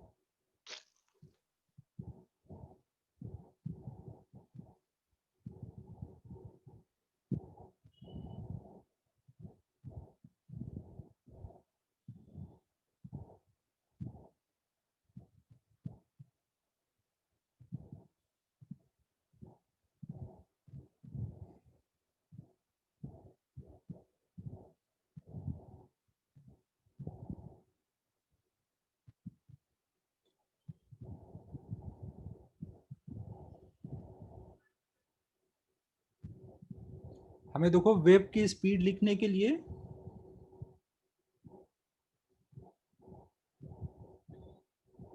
पहले ओरिजिन पे जो पार्टिकल है उसकी इक्वेशन लिख देंगे, और उसमें से फिर टी को रिप्लेस कर देंगे T minus x Y v से, या तो ये करेंगे या फिर वेब की जो हमारे पास जनरल इक्वेशन होती है y equal to A sine omega T minus के एक्स प्लस डेल्टा, इसमें सबकी वैल्यू डाल देंगे। ए की वैल्यू कितनी दी हुई है, 5 mm। ओमेगा कितना होगा, 2 पाई एफ। एफ कितना है यहाँ पे 50, तो मतलब हो गया 100 पाई। के की वैल्यू कितनी है, ओमेगा बाय वी लगा देंगे ना, या तो ओमेगा बाय वी याद रखो या 2 पाई बाय लैम्डा, तो ओमेगा बाय वी लगा देते हैं। ये हो गया 100 पाई और वी की वैल्यू है 2 ना, ये सब एसआई में डाल रहे हैं तो 50 पाई आ गया। और इनिशियल फेज कितना बोलोगे, अगर हमारा ओरिजिन वाला पार्टिकल पॉजिटिव एक्सट्रीम से चलना शुरू करता है तो इसका मतलब इनिशियल फेज कितना है, एसएचएम में ये याद है सबको, अगर एसएचएम हो रहा है और पॉजिटिव एक्सट्रीम से चलना शुरू करेगा तो इनिशियली इमेजिनरी पार्टिकल को कहाँ बैठाओगे ना, यहाँ पे बैठाओगे ना, तो शुरू में ही कितना एंगल घुमा होगा वो, पाई/2।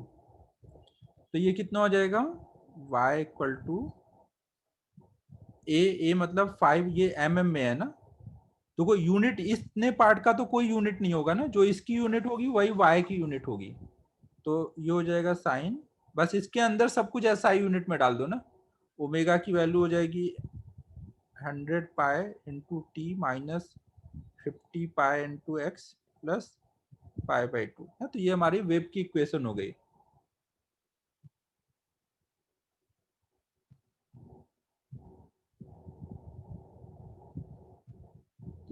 ए की वैल्यू देखो 5 mm दी थी ना, वो रख दी है। आर्यन क्या डाउट है, मुझे समझा नहीं।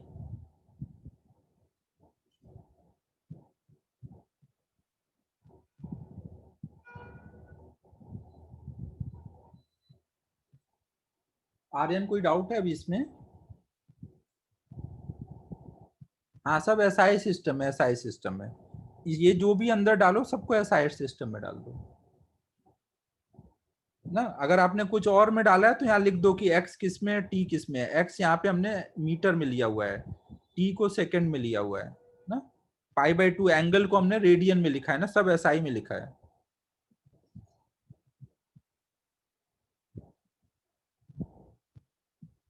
एम्पलीट्यूड आपको यहाँ पे देखो मेंशन कर दो ना, कि अगर ये एमएम में है तो वाई भी एमएम में है, अगर ये मीटर में है तो वाई भी मीटर में है, तो जैसा आपको सही लगे वैसा कर दो। नॉर्मली वाई बहुत कम होता है, हम लोग नॉर्मली ऐसे ही लिखते हैं, एमएम करके लिखते हैं।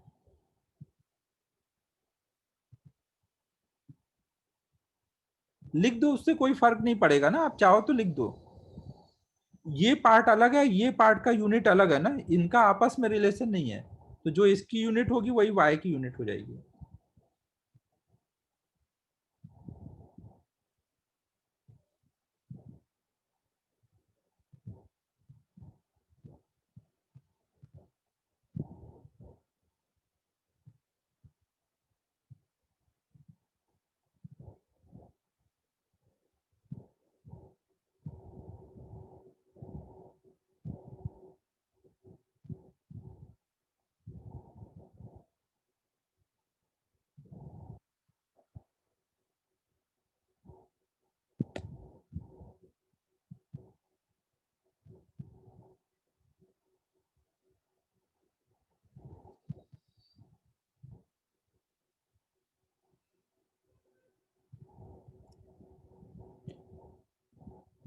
ठीक है, तो ये वेव की स्पीड सब लोग समझ गए होंगे।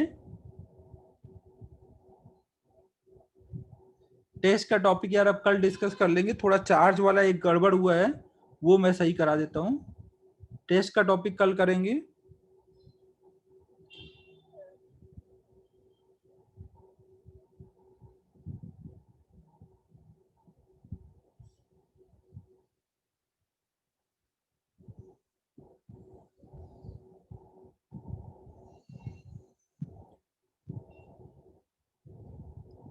तो देखो ये हम लोगों ने एक गड़बड़ ये किया था, जैसे अगर इंडक्टर लगा हुआ है, रेसिस्टर लगा हुआ है और एक बैटरी लगी हुई है,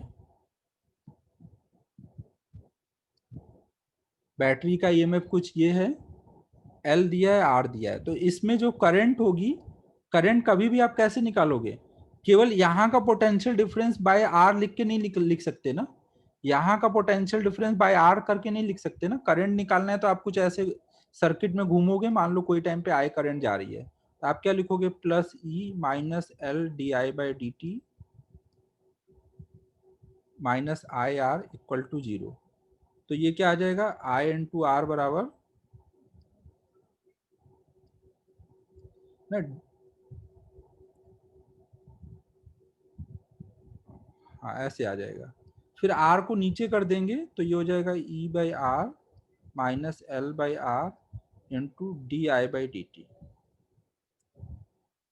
डी टी से दोनों साइड मल्टीप्लाई कर देते हैं तो डी टी इंटू आई बराबर e by r into d t minus, देखो एल इंटू आई, इसको आप ऐसे लिख सकते हो, एल कांस्टेंट अंदर ले जा सकते हो ना, ऐसे लिख सकते हो। तो आई डी टी क्या है, चार्ज पास ना, एक डी टी टाइम में कितना चार्ज पास हुआ डी क्यू, तो वो डी क्यू इक्वल टू क्या आएगा, e by r d t minus ये क्या है, एल आई क्या है, चेंज इन फाई अपॉन में आर। तो यहाँ पे जब एल आर सर्किट है तो वहां डेल्टा क्यू के लिए आपको ये लगाना पड़ेगा ना, इंटीग्रेट करोगे तो क्या आएगा, delta q equal to e by R delta t minus delta phi upon में आर। तो चार्ज पास निकालना है तो आपको ये लगाना पड़ेगा। पीछे अपन ने वो जो एक क्वेश्चन कर रहे थे जिसमें एल आर सर्किट के चार्जिंग में 50% लॉस हो जा रहा है, तो वो गलत हो गया था। उसमें अपन ने डेल्टा क्यू के लिए direct delta phi by R लिख दिया था। वो केवल तब है जब ये बैटरी नहीं होगी ना, जब बैटरी नहीं होगी तो ये टर्म जीरो हो जाएगा, तब लगा सकते हो। समझो मैं क्या बोल रहा हूँ। हाँ ये दोनों का सुपर पोजिशन है ना, दोनों का अलग अलग लिख के दोनों ऐड कर सकते हो। समझो बच्चों, लास्ट टाइम हम लोगों ने देखो जो बैटरी का हाँ सर। वर्क निकाला था, तो हम लोगों ने ऐसे लिख दिया था ई इंटू डेल्टा क्यू, और डेल्टा क्यू को लिख दिया था delta phi by R. But हम एल आर सर्किट में लिख रहे थे ना, वो तो तब होता है जब बैटरी नहीं होती है सर्किट में, केवल एल होता है और आर होता है। वहां पे ये हमने निकाला था delta phi by R q होता है। याद करो, देखो हमने शुरू में जब निकाला था वहां बैटरी नहीं थी, और वो यहाँ पे लगा दिया तो वो गलत कर दिया था ना। ये पार्ट सही है, ये स्टेटमेंट सही है, लेकिन ये गलत है ना, ये स्टेटमेंट गलत है ना, ये सही है, जिसको हम ये डालेंगे। तो यहाँ पे जो वर्क निकालना है आपको, देखो बस ये फॉर्मूला नहीं याद रखना है ना, ये फॉर्मूला नहीं याद रखना है आपको। जब भी चार्ज पूछा जाए कितना पास हुआ, तो उसके लिए आप क्या करोगे, d q equal to integral i d t, जिस टाइम तक का चार्ज पास चाहिए वो इंटीग्रेट करके निकाल सकते हो। और कोई भी टाइम पे कितना हीट जनरेट हुआ है, तो हीट के लिए आई स्क्वायर आर डी टी, आई लिखना आता है आपको टाइम के टर्म में, आई लिखो इंटीग्रेट करो, यही तरीका है ना। और 50% लॉस होगा यहाँ पे वैलिड नहीं है, 50% लॉस यहाँ पे वैलिड नहीं है, वो नहीं आता है।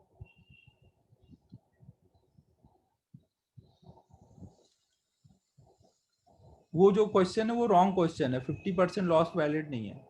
और सर वर्क डन इनफाइनाइट आएगा ना फिर? हाँ वर्क डन इनफाइनाइट आएगा।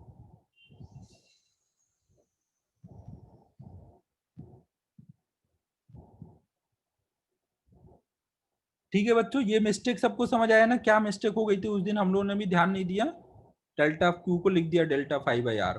बाद में ये भंडारी से डिस्कस करते हुए फिर समझ आया कि गड़बड़ हुआ है।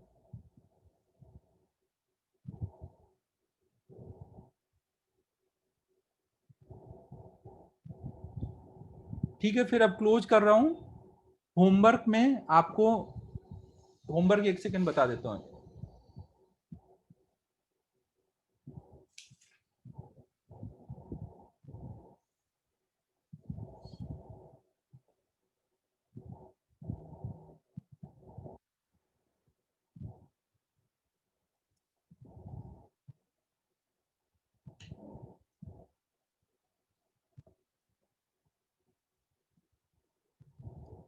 होमवर्क में इलस्ट्रेशन 1 2 3, यहाँ देखो इलस्ट्रेशन 3 का जो नंबर है, 4 का, सॉरी 4 का नंबर 1 पड़ा हुआ है ना, रॉन्ग प्रिंट है, 4 भी है ना, 4 को 1 लिखा हुआ है, 4 करना है, वो ध्यान रखना।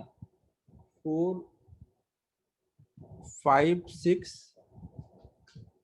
फिर इंटेक्स एक्सरसाइज। देखो ये जो वेब टॉपिक है ये काफी स्कोरिंग होता है ना, इसमें जो पढ़ाया जाएगा वो 100% एग्जाम में हो जाएगा, बस ये है कि आपको समझ आ जाना चाहिए। इसमें कुछ भी घुमाने का नहीं रहता कि कुछ भी क्वेश्चन बनाया जा रहा है। अगर आपको अभी तक का क्लास में सब समझ आ गया जितना अभी तक पढ़ा हुआ है, तो आगे अब सब समझ आ जाएगा और आराम से स्कोर हो जाएगा। तो अभी तक जितना पढ़ाया गया वो अच्छे से कर लो ना, 2-3 बार रिवाइज कर लो। क्वेश्चन नंबर 1, 2, 3, 4, 5,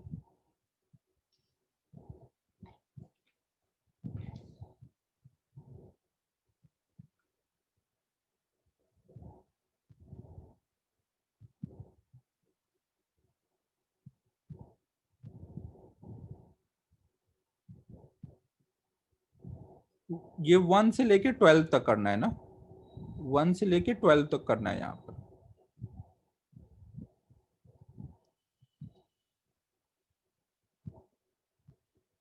वरद अपलोड किया हुआ है, दोनों पार्ट अपलोड किया है। किसी को मिला क्या वेब का पार्ट 2 लेक्चर, देखा क्या किसी ने? प्लेलिस्ट में दोनों डाला हुआ है मैंने, है ना मयूर? वरद है भाई, मैंने डाला हुआ है, सही से चेक कर। प्लेलिस्ट भेजी नहीं है, जिनको चाहिए उनको दिया है। ग्रुप पे डालने से क्या होता है, सब रिलैक्स हो जाते हैं कि अब आराम आराम से लेक्चर देखेंगे, फिर क्लास अटेंड करना बंद हो जाता है। लिंक नहीं डालने वाला, जिसको चाहिए उसको ही दूंगा ना, पता तो रहे कौन कौन से लोग वीडियो देख रहे हैं, ये सब आराम आराम से करते हैं।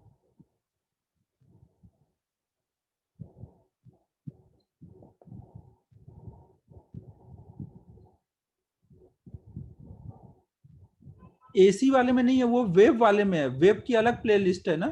एसी में वेब का पार्ट 2 नहीं डाला है, वेब का अलग से प्लेलिस्ट देखो।